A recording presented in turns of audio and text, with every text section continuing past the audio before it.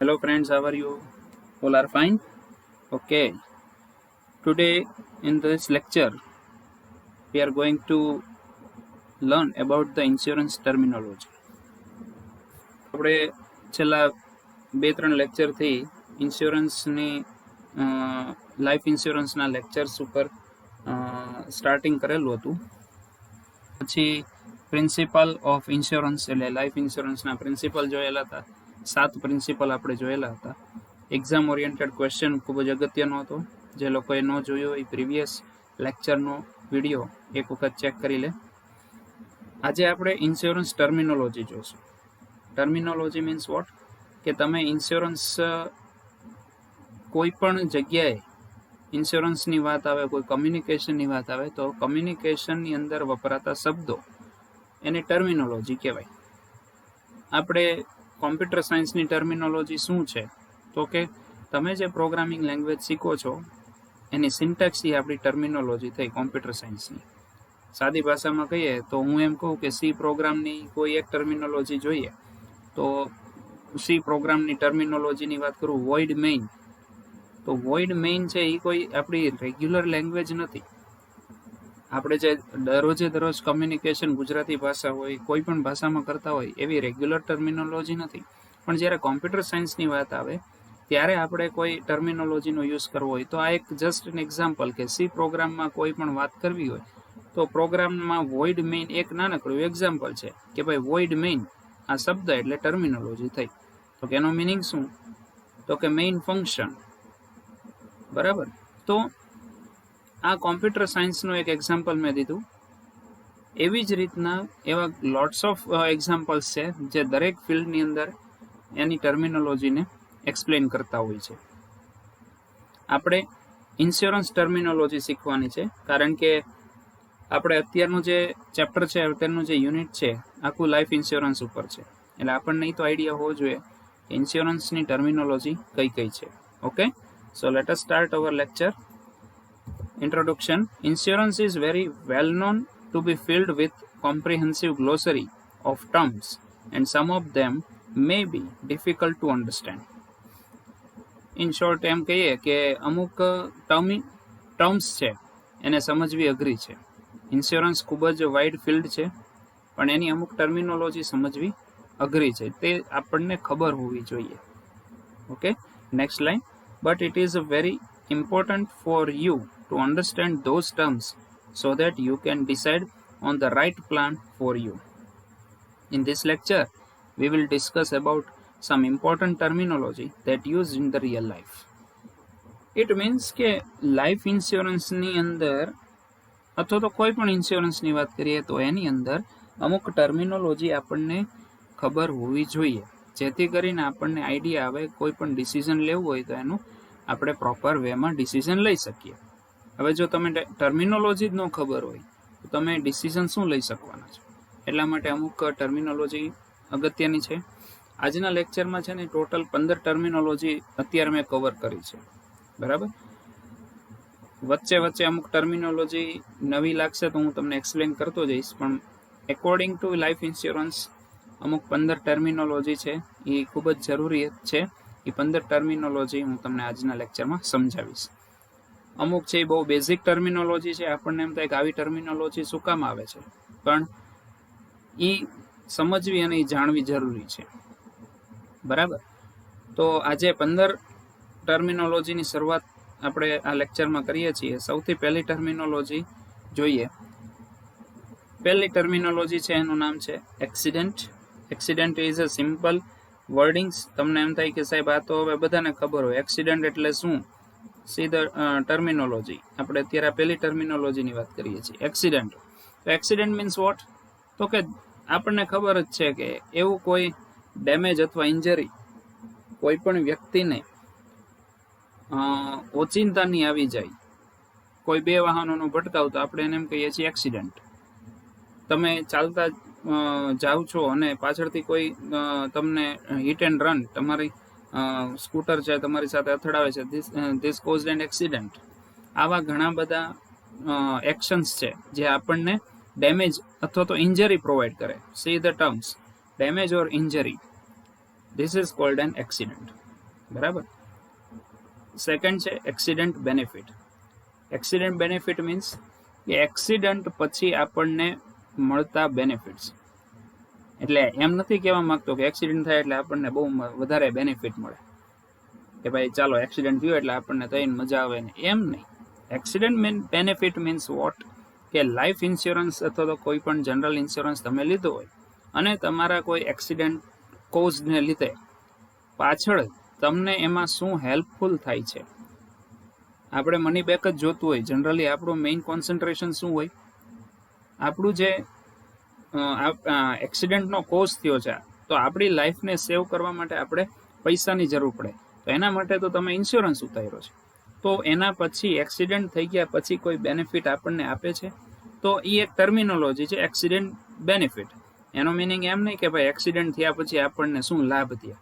Generally લાભ નથી થતા, પણ આ બેનિફિટનો અહીંયા જે કન્સેપ્ટ તમારે સમજવાનો છે, એ બેનિફિટ એટલે શું, તો કે એક્સિડન્ટ થઈ ગયા પછી આપણને ઇન્સ્યોરન્સ કંપની પૈસાની રીતે શું મદદ કરી શકે છે. બરાબર. Third is agent. Agent, but obvious agent એટલે બીજું કાંઈ નહીં, આપણને જે ઇન્સ્યોરન્સ કંપની અને આપણી સાથે આપણી અને ઇન્સ્યોરન્સ કંપની વચ્ચે જે એક બ્રિજ કોઈ વ્યક્તિ છે પ્રોવાઈડ કરે છે, ઇટ્સ કોલ્ડ એન એજન્ટ.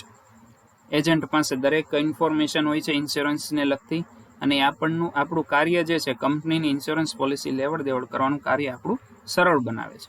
તો એક એવો વ્યક્તિ કે જે કંપની અને આપણી વચ્ચેનો એક કમ્યુનિકેશનનો બ્રિજ છે, it is called agent. Beneficiary, ચોથી જે ટર્મિનોલોજી છે એ શું છે, બેનિફિશિયરી. બેનિફિશિયરી એટલે શું, the person who wants to take insurance. એટલે કે તમારી જેવા સિમ્પલ પર્સન કે જેને ઇન્સ્યોરન્સની જરૂર છે એને કહેવાય બેનિફિશિયરી. બેનિફિશિયરી એટલે બેનિફિટ લેનાર વ્યક્તિ. બેનિફિટ લેનાર વ્યક્તિ કોણ હોય, તો કે આપણે અત્યારે જે ઇન્શ્યોર્ડ કરવા માંગીએ છીએ, કે આપણી લાઈફને ઇન્શ્યોર કરવા માંગીએ છીએ, તો એ વ્યક્તિને બેનિફિશિયરી કહેવામાં આવે છે. પાંચમું છે કવરેજ. કવરેજ એટલે શું, કોઈ મોબાઈલના કે એના ટાવરના કવરેજની વાત નથી. અહીંયા કવરેજનું મિનિંગ શું થાય, ઇન્સ્યોરન્સનું તમારું કવરેજ એટલે કે તમે, આપણે જનરલી જોવા જઈએ તો પેકેજીસ કહી શકીએ કે ભાઈ તમારો લાઈફ ઇન્સ્યોરન્સનું કેટલા વર્ષનું પેકેજ છે.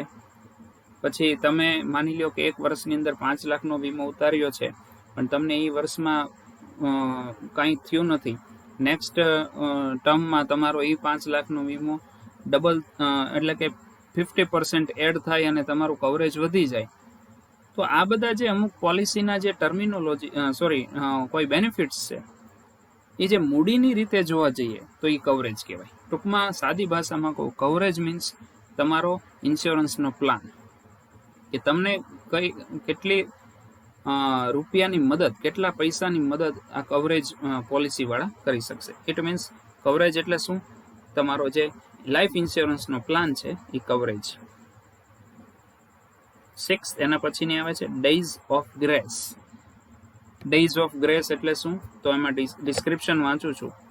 A period that is 15 to 30 days is allowed as grace to make payment of premium. Such period is days of grace. એટલે શું, 15 થી 30 દિવસ તમારા પ્રીમિયમને ભરવા માટેની પરમિશન આપે. ડેઝ ઓફ ગ્રેસ એટલે શું, તો હું તમને એક સિમ્પલ નાનકડું એક્ઝામ્પલ આપું કે તમારી પોલિસી આજે ચાલુ થઈ અને તમારે પેમેન્ટ પ્રીમિયમનું દર વર્ષે આવે, પ્રીમિયમનું દર વર્ષે પેમેન્ટ ભરવાનું છે, તો એ તમને અમુક સમયગાળો આપે કે ભાઈ 15 થી 30 દિવસની અંદર તમારે આ પેમેન્ટ કરી દેવાનું છે. તો આ 15 થી 30 દિવસ જે સમયગાળો આપ્યો છે ને, આ 15 થી 30 દિવસ, એ જે સમયગાળો છે એને શું કહેવામાં આવે છે, ડેઝ ઓફ ગ્રેસ. એટલે કે પ્રીમિયમ ભરવા માટેનો જે સમયગાળો છે એને ડેઝ ઓફ ગ્રેસ કહેવામાં આવે છે. એના પછી 7મી ટર્મિનોલોજી ડિફરમેન્ટ પીરિયડ. ડિફરમેન્ટ પીરિયડ એટલે શું, તો કે a period between the date of subscription to an insurance pension policy and the time at which the first installment of pension is received. હવે ડિફરમેન્ટ પીરિયડ એટલે શું ખબર છે, તો કે તમારી આખી પોલિસી, ખાસ તો આ જનરલ ટર્મિનોલોજી કોને લાગુ પડે? પેન્શન પોલિસી જેવી કોઈ હોય કે ભાઈ માની લો કે તમે એવું ઇન્સ્યોરન્સ પ્લાન લીધો છે કે 20 વર્ષ સુધી તમે એનું પ્રીમિયમ ભરો છો, 20 વર્ષ પછી તમારા એ પૈસા ડબલ થઈને તમારા હાથમાં આવે છે. તો એ જે ડબલ થઈને તમારા પૈસા હાથમાં આવે, માની લો કે સપોઝ અત્યારે તમે 5 લાખ રૂપિયાની પોલિસી લીધી, હવે 2 વર્ષ પછી એ 5 લાખના તમને 15 લાખ મળે છે. તો એ 10 લાખનો જે વધારો છે, આ એક એક્ઝામ્પલ આપું છું, એ જે 10 લાખનો વધારો છે ને, એ તમને પ્રીમિયમ સ્વરૂપે મળે, તમારા વ્યાજ સ્વરૂપે મળે. તો એ જે પહેલો હપ્તો અથવા તો પહેલું પેમેન્ટ જે તમને આપવામાં આવે છે એને ડિફરમેન્ટ પીરિયડ કહેવામાં આવે છે. એટલે વધારાના જે કાંઈ પૈસા તમને મળે છે એ વધારાના પૈસાને ડિફરમેન્ટ પીરિયડ કહેવામાં આવે છે. આપણે સાદી ભાષામાં જેમ દિવાળીમાં બોનસ મળે છે, એમ પોલિસી જ્યારે પૂરી થાય છે પછી જે તમને રૂપિયા મની બેક પાછા મળે છે એને ડિફરમેન્ટ પીરિયડ કહેવામાં આવે છે. પછી આવે છે ડેપ્રિસિએશન. ડેપ્રિસિએશન એટલે શું? Depreciation is use to determine the actual cash value of property at time of loss. Depreciation એટલે કોઈ પણ, સાદી ભાષામાં કહું તો ડેપ્રિસિએશનનો મિનિંગ, જો કોમર્શિયલ કાઢવા જઈએ, આપણે વાણિજ્ય શાસ્ત્રની રીતે જોવા જઈએ તો ડેપ્રિસિએશન એટલે ઘસારો થાય. ઘસારો એટલે શું? તો કે તમે કોઈ યંત્ર ઉપર, કોઈ વસ્તુ ઉપર 5 વર્ષ પછી એની કિંમત કાઢવા જાઓ તો અત્યારની હાલની કિંમત કરતાં ઓછી મળે. તમે એક વખત મોબાઈલ શોપમાંથી મોબાઈલ લઈ લ્યો છો અને જેવી મોબાઈલની ખરીદી કરીને બહાર નીકળો છો, 1 કલાક પછી એ જ મોબાઈલના ભાવ તમને જે મૂળ કિંમત છે એની કરતાં ઓછા મળે. તો એ જે ઓછા મળે છે એ શું થઈ ગયો? ડેપ્રિસિએશન લાગુ થઈ ગયો છે. તો પોલિસીમાં પણ એવું જ છે. આપણે કોઈ પણ પોલિસી લઈએ તો એમાં પણ ડેપ્રિસિએશન લાગુ પડે. અત્યારની મૂળ કિંમત કરતાં તમને વાસ્તવિક કિંમત એ સમયે ઓછી મળે તો એ ડેપ્રિસિએશન પોલિસીમાં લાગુ પડી કહેવાય. આ કેવા સંજોગોમાં હોય છે? જ્યારે કોઈ વ્હીકલ અથવા તો કોઈ શોપની અંદર કોઈ વસ્તુ ઉપર પોલિસી લીધી હોય તો એવા સંજોગોમાં ડેપ્રિસિએશન કામ લાગે છે. એના પછીની ટર્મિનોલોજી આવે છે, ટર્મિનોલોજી નંબર 9, એમ્બેઝલમેન્ટ. એમ્બેઝલમેન્ટ એટલે શું? તો એનું ડિસ્ક્રિપ્શન વાંચું છું. Fraudulent use or taking of another's property or money which has been entrusted to one's care. Embezzlement એટલે શું? તો કે બીજા વ્યક્તિની પોલિસી અથવા એની પ્રોપર્ટી ફ્રોડ કરી અને કંપની પાસેથી લીધી હોય એને કહેવાય એમ્બેઝલમેન્ટ. ઘણી વખત ઘણા તમે ન્યૂઝપેપરમાં પણ વાંચો છો કે કોઈ એક વ્યક્તિ છે એને પોલિસી માટે એની હત્યા કરી નાખવામાં આવે અને એની પ્રોપર્ટી લઈ લે, એની પોલિસીની કંપનીની જે કાંઈ એની રકમ છે એ લઈ લે. તો એ શું કર્યું કહેવાય? ફ્રોડિંગ કર્યું કહેવાય. બરાબર?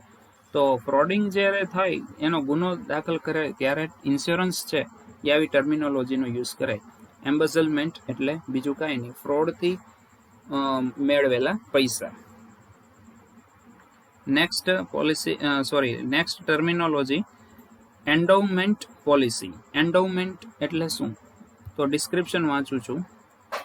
The assured has to pay an annual premium which is determined on the basis of assured's age at entry and the term of the policy. એટલે શું? કે assured has to pay an annual premium. પહેલા તો એ તો તમને બધાને ખબર છે કે દર વર્ષે પ્રીમિયમ ભરવું પડે. પણ કોના આધારે? તો કે એની જે એજ હોય, માની લો કે તમે અત્યારે 20 વર્ષના છો તો તમારી લાઈફ ઇન્સ્યોરન્સની પોલિસી લીધી હોય તો તમારી એજના આધારે તમારે એનું પેકેજ હોય એ નક્કી થયેલું હોય.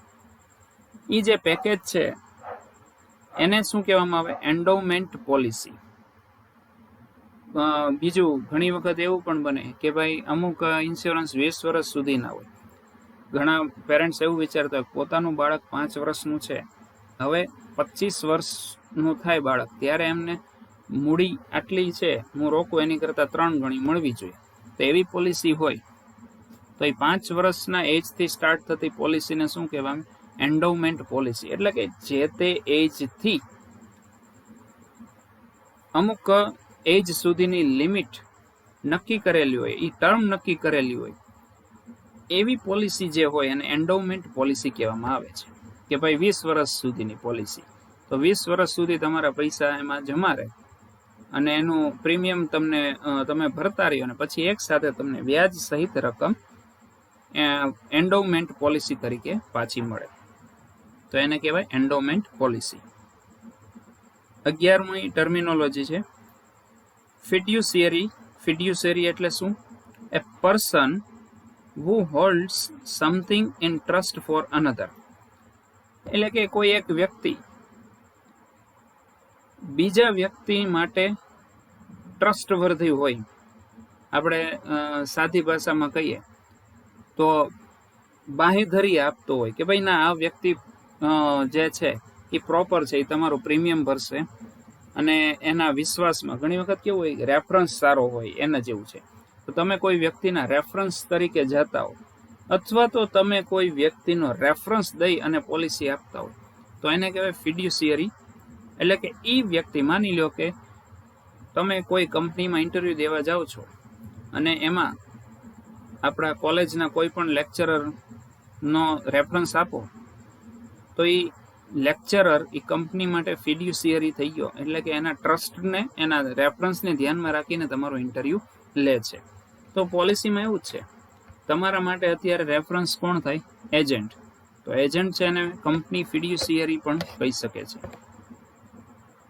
Okay, next terminology number 12, guaranteed insurance sum, જેને GIS તરીકે ઓળખવામાં આવે છે. ગેરંટેડ ઇન્સ્યોરન્સ સમને સાદી ભાષામાં કહીએ કે આટલા રૂપિયા તમને મળશે એની ગેરંટી. તો એને GIS તરીકે પણ ઓળખવામાં આવે છે. તો એનું description, a lump sum purchase price is given to purchase future pensions under some insurance policy. મેં વાત કરી એ પ્રમાણે કે ભાઈ એવી રકમ કે જે ફરજિયાત તમને, આટલી ગેરંટી તો ખરી જ કે આટલા તો તમને મળશે જ, તો એને કહેવાય ગેરંટીડ ઇન્સ્યોરન્સ સમ. કે ભાઈ તમે 5 લાખ રોક્યા છે, તમારી પોલિસી 5 લાખની કઢાવી છે, એના ઉપર 10% વ્યાજ મળશે, તો એ 10% વ્યાજ જે છે એ તમારું GIS કહેવાય. તો એ 50,000 છે એ ગેરંટેડ ઇન્સ્યોરન્સ સમ કહેવાય. તમે જ્યારે પોલિસી મની બેક રિટર્ન થાય છે ત્યારે તમને વ્યાજ 10% તમને પાછું મળશે જ. ઓકે, તો એ ગેરંટેડ ઇન્સ્યોરન્સ થયું. પછી આવે છે 13મી નોમિનેશન. નોમિનેશન એટલે બીજું કાંઈ નહીં, વારસદાર. તમારી પોલિસીનું વારસદાર કોણ છે એ કેવું હોય તો એને નોમિનેશન ટર્મિનોલોજી કહીએ છીએ. 14મી terminology moral hazard. Moral hazard એટલે શું? A risk depends on the needs of for insurance. તમારું ઇન્સ્યોરન્સનું કેટલું રિસ્ક છે એને મોરલ હેઝાર્ડ કહેવામાં આવે છે. તમારે કોઈ શોપ છે તો એનું તમે ઇન્સ્યોરન્સ આપો છો તો એમાં હાઈ રિસ્ક રહેલું છે. હવે એ જ શોપમાં જો સોના ચાંદીની દુકાન હોય તો એની કરતાં પણ વધારે રિસ્ક છે. તો આ ટર્મિનોલોજી તમારે ઇન્સ્યોરન્સ પોલિસીમાં સમજાવી તો એને શું કહેવાય? મોરલ હેઝાર્ડ પોલિસી કહેવામાં આવે છે. 15 એના પછીની છેલ્લી terminology maturity claim. Maturity claim એટલે શું? The payment to the policy holder at the end of the stipulated term of the policy, that is called maturity claim. Maturity claim એટલે તમારી પોલિસી જે દિવસે પૂરી થાય છે એ દિવસે તમને કેટલા રૂપિયા મળે છે, એ જે રૂપિયા મળ્યા છે એને મેચ્યોરિટી ક્લેમ તરીકે ઓળખવામાં આવે છે. તમે માની લો કે આજે તમે પોલિસી ની રકમ ભરી છે, સપોઝ 5 લાખ રૂપિયાની પોલિસી લીધી છે. હવે 5 વર્ષ પછી તમારી એ 5 લાખ પાકતી મુદતે, પાકતી એટલે at the till of the last date, and છેલ્લી ડેટે તમને એ 5 લાખના સપોઝ 10 લાખ મળે છે, એક એક્ઝામ્પલ આપું છું, તો એ તમારા મેચ્યોરિટી ક્લેમ ત્યાં કહેવાય. એટલે કે મેચ્યોરિટી ડેટ એટલે કે છેલ્લી તારીખ હોય એ તારીખે તમને જે પૈસા મળે એને શું કહેવામાં આવે છે? મેચ્યોરિટી ક્લેમ તરીકે ઓળખવામાં આવે છે. ઓકે, તો આ 15 ટર્મિનોલોજી છે ઇન્સ્યોરન્સની. એક્ઝામની અંદર આમાંથી કોઈ પણ ટર્મિનોલોજી પૂછાય તો તમારે 1-2 લાઇનમાં લખવાનું રહેશે. બરાબર. નેક્સ્ટ લેક્ચરની અંદર આપણે ઇન્સ્યોરન્સની જે કાંઈ નેક્સ્ટ કન્સેપ્ટ છે એના ઉપર આગળ વધશું. Till then have a nice day. Bye by.